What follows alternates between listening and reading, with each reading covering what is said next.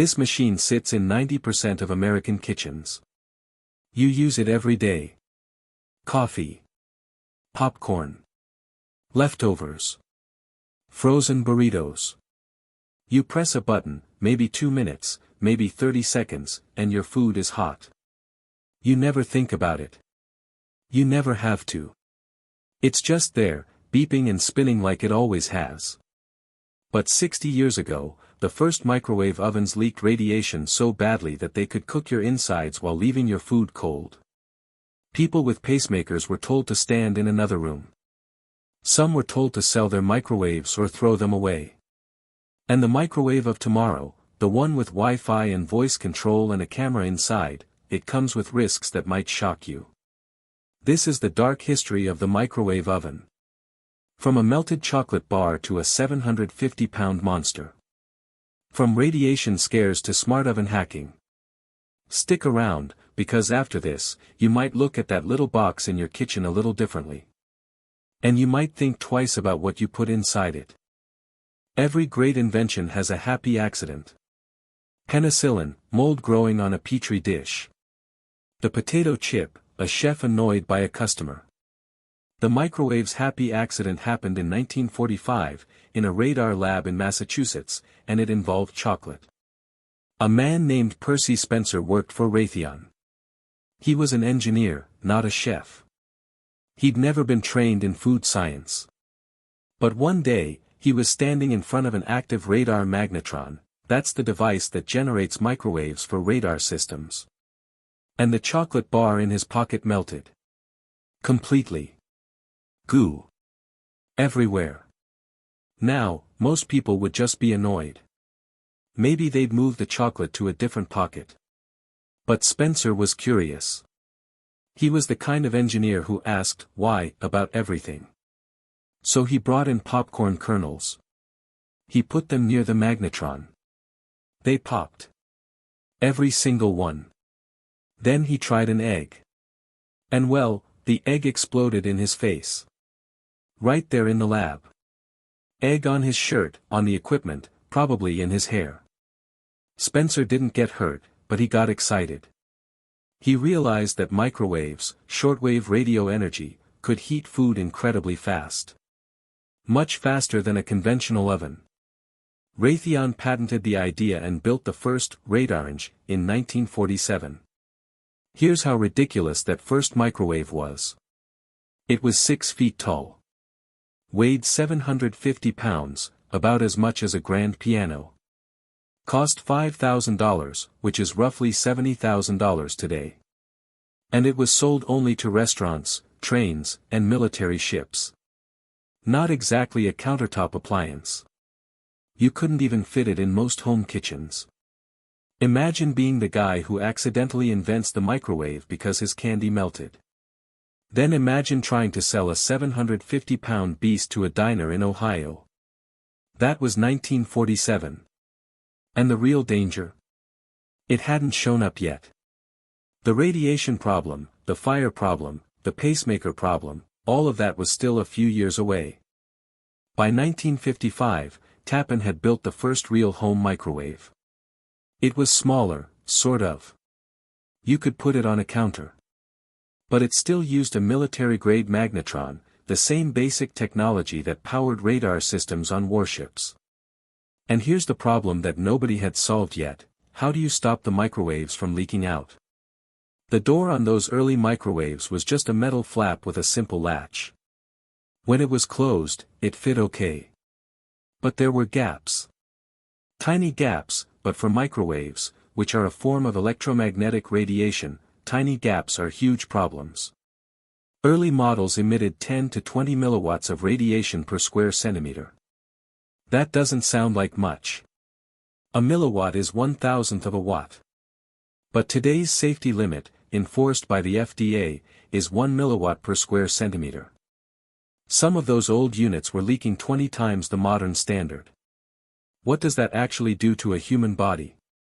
Well, microwave radiation heats water molecules. That's how the oven works. The radiation makes water molecules vibrate, and that vibration creates heat. Your body is mostly water. So if you stood close to a leaking microwave for a long time, say, watching your food spin for 10 minutes every day, you could get what's called an RF burn. That's a deep tissue heating that you don't even feel immediately. You might feel fine, but the tissue underneath your skin is cooking. There were also reports of cataracts. The lens of your eye has no blood flow. It can't cool itself down the way other parts of your body can. Repeated exposure to leaking microwaves could cloud that lens, permanently. There were documented cases of microwave technicians, people who worked on these machines every day, developing cataracts in their 40s and 50s. And then there were the pacemakers. In the 1960s and 1970s, many cardiac pacemakers were not shielded. They were essentially simple electrical circuits that could be disrupted by any strong electromagnetic field. A nearby microwave, especially a leaking one, could make a pacemaker malfunction. It could slow down, speed up, or stop entirely. Several deaths were suspected, though hard to prove. The FDA later estimated that tens of thousands of pacemaker patients were at risk. A 1973 study found that 10% of microwaves in American homes leaked above the proposed safety limit. Some units hit 100 milliwatts at 5 centimeters, enough to cause injury with repeated exposure. The same study found that even brand new microwaves, fresh out of the box, sometimes failed the leakage test. Imagine buying a microwave for your new kitchen, standing in front of it, and unknowingly getting a dose of radiation every time you watched your food spin. That wasn't science fiction. That was 1965. That was real life. So how did we go from a radiation-leaking monster to the boring, safe box you have today? It took lawsuits, federal laws, public panic, and a lot of scared consumers. In 1968, the United States government passed the Radiation Control for Health and Safety Act. This was a big deal. For the first time, microwave ovens had to meet a leakage limit before they could be sold. The initial limit was 1 milliwatt per square centimeter at the time of manufacture. By 1971, that became 5 milliwatts at 5 centimeters, during the entire lifetime of the oven. That meant manufacturers had to prove their ovens stayed safe, even after years of slamming the door, even after the seals got dirty, even after the hinge wore down. How did they fix it? 3 big engineering innovations. First, interlock switches. Your microwave today has at least 2, usually 3, of these switches. They are positioned around the door latch. The nanosecond you pull the handle, those switches kill the power. Not after a delay. Not after a safety check. Instantly. No microwaves, no leakage. Second, the choke seal. This is a clever piece of engineering. It's a metal channel that runs around the edge of the door. When microwaves try to escape, they enter this channel and bounce around like a pinball. The shape of the channel is designed so that the waves cancel each other out. They trap themselves. Third, the mesh on the door. That dark, dotted screen you see? The holes are smaller than the microwave's wavelength, which is about 12 centimeters for a 2.45 GHz oven. The holes are typically 1 millimeter or less. Microwaves literally cannot fit through them. It's like trying to throw a basketball through a keyhole. Your microwave today has more safety features than your car.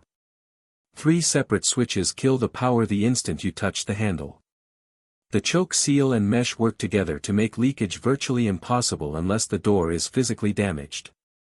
And if the door is damaged, the interlock switches won't even let the oven turn on. The risk of cataracts and pacemaker interference was real. I'm not downplaying that. But the hysteria was overblown. Modern microwaves are extremely safe, if the door is intact and the seals are clean. That's a big if, and we'll come back to it at the end. But radiation wasn't the only danger. As microwaves became cheaper and more common in the 1970s and 1980s, people started putting the wrong things inside them. And the results were spectacularly bad. I mean, YouTube before YouTube bad. Let's start with the egg. If you microwave an egg in its shell, the water inside turns to steam. Pressure builds. The shell can't expand. And eventually, boom. There are documented cases of eggs blowing microwave doors open. Not just cracking, blowing the door off its hinges. One case in the early 1980s involved a woman who was making a microwave breakfast and ended up with egg on her ceiling. Then there's the grape. Cut one almost in half, leave a tiny bridge of skin, and put it in the microwave. What happens? You get plasma. Actual, glowing, fourth state of matter plasma. It looks like a tiny fireball. It's fascinating to watch. It's also a great way to destroy your magnetron. The plasma creates a short circuit in the microwave's electronics. And metal? Forks, spoons, twist ties, aluminum foil, they cause arcing. That's when electricity jumps between the metal and the oven wall. You see sparks. Sometimes blue, sometimes orange.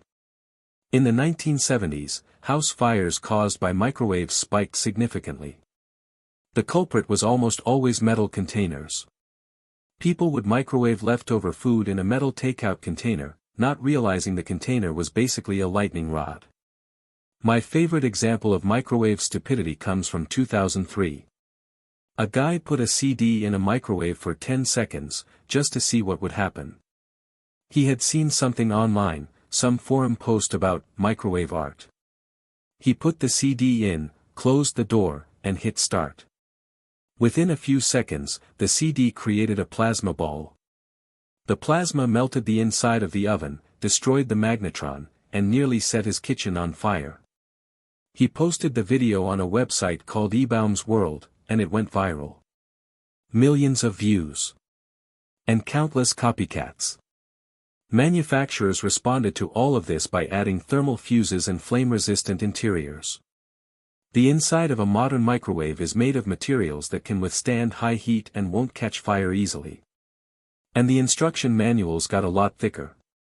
Bold warnings. Red text. Little icons showing an egg with a line through it, a grape with a line through it, a metal fork with a line through it. You've seen the videos. The grape that turns into a fireball. The egg that becomes a grenade. But in the 1980s, people learned this the hard way, by calling the fire department. Or worse, by calling the emergency room. By the 1990s, microwaves were safe, cheap, and everywhere. You could buy one for $40 at a big box store. They were in college dorms, office break rooms, hotel lobbies. The radiation fears had faded. The fire risks were well known. But then came a scandal that made people question everything, not the microwave itself, but the containers they put inside it. In the late 1990s, studies began to show that polycarbonate plastic, the hard, clear stuff used for many food containers, could leach bisphenol A, or BPA, when heated. BPA is an endocrine disruptor. That means it mimics estrogen in the body. It has been linked to reproductive issues, certain cancers, early puberty in girls, and developmental problems in children. The public outcry was enormous. Parents stopped microwaving baby bottles. Consumer groups demanded regulation. Manufacturers rushed to put BPA-free labels on everything. By 2010, you couldn't buy a plastic food container in the US without a BPA-free sticker.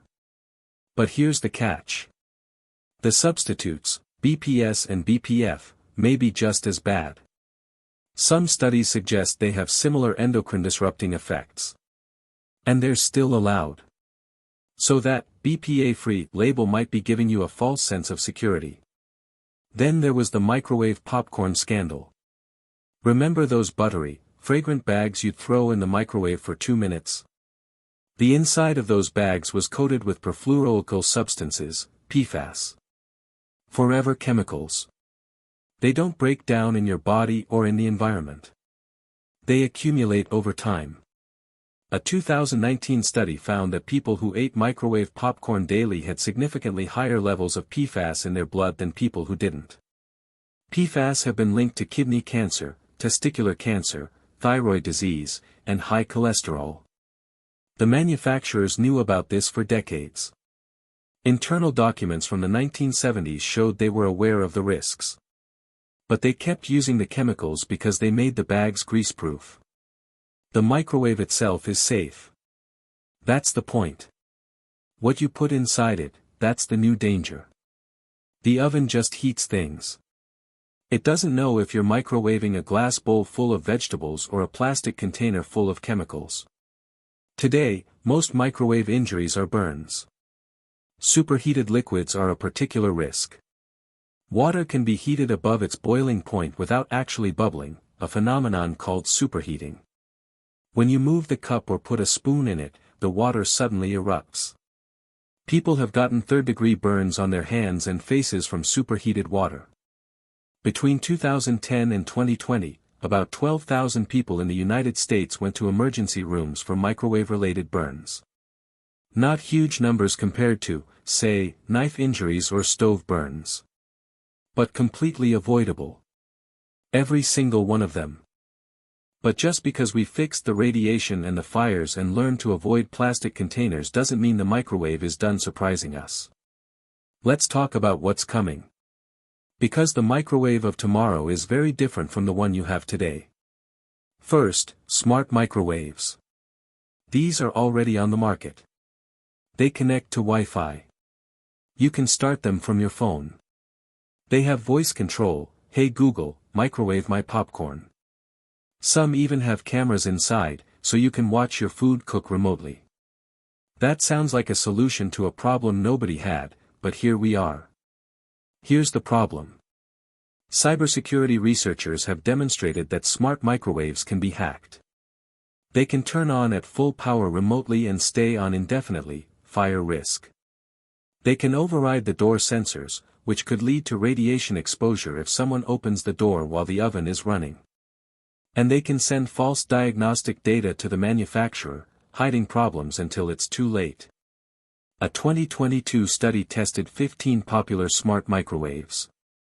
12 of them had at least one unpatched vulnerability. Some were trivial to exploit: default passwords, open ports, unencrypted communications. Your toaster oven is not a bank vault.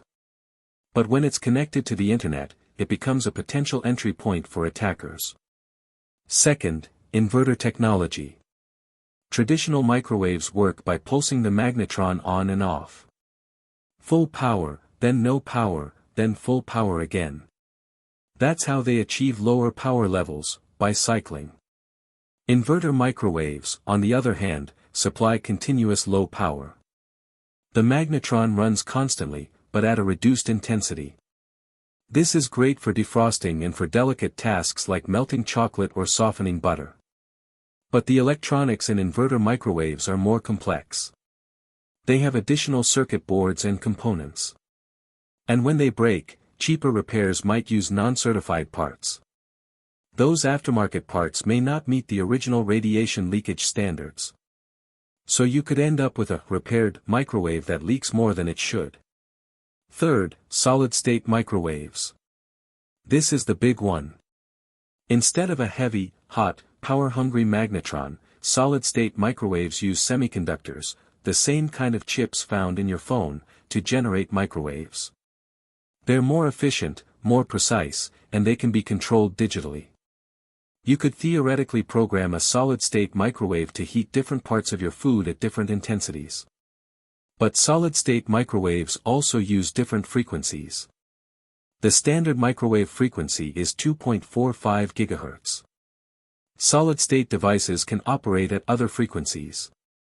And those frequencies might interact with the human body in ways we don't fully understand. Early tests show potential for skin heating at close range.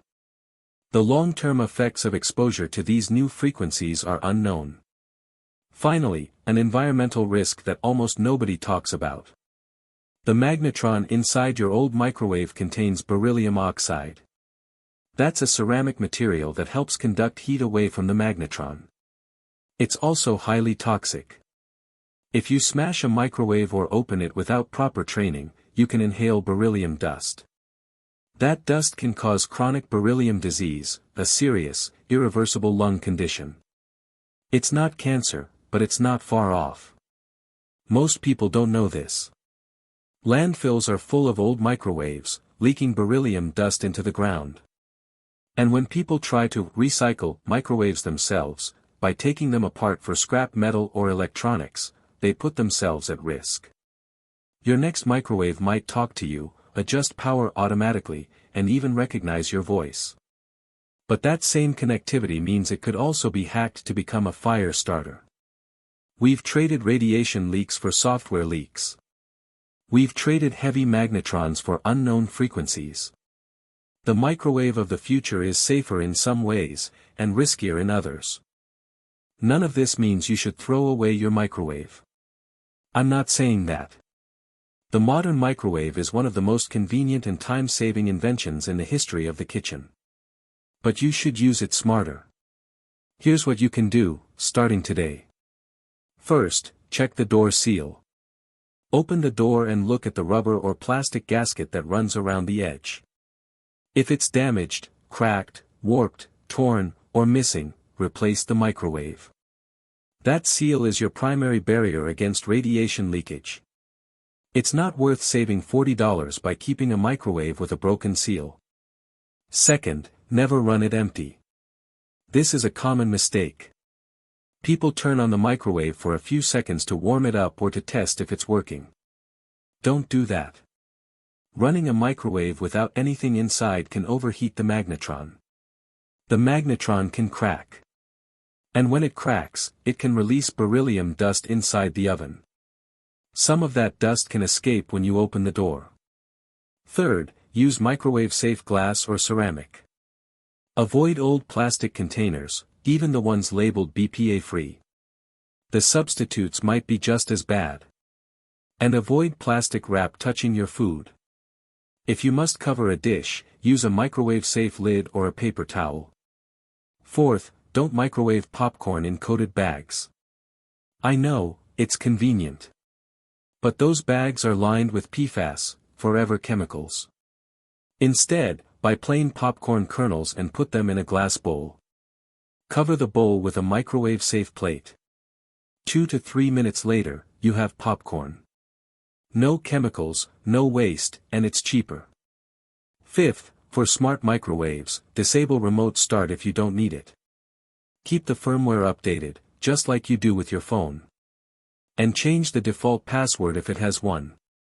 A microwave should not be the weakest link in your home network.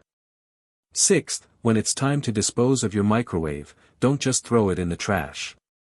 Take it to an e-waste recycler. Do not smash it. Do not open the magnetron. Do not try to salvage the copper or the electronics. The risk of beryllium exposure is real, and it's not worth it. And finally, air dry your microwave after cleaning. Moisture inside the door seal can lead to corrosion. Corrosion can lead to gaps. Gaps can lead to leakage. Just leave the door open for 10 minutes after you wipe it down. Your microwave is one of the safest kitchen appliances ever made, as long as you use it right. Respect the door seal. Respect the container. Never put an egg in it. Never put a grape near another grape. And maybe don't buy a smart microwave until the security researchers stop finding new vulnerabilities every 6 months. From a melted chocolate bar in a radar lab to a 750-pound monster called the Radarange. From radiation leaks that gave people cataracts to pacemaker interference that killed some and terrified millions.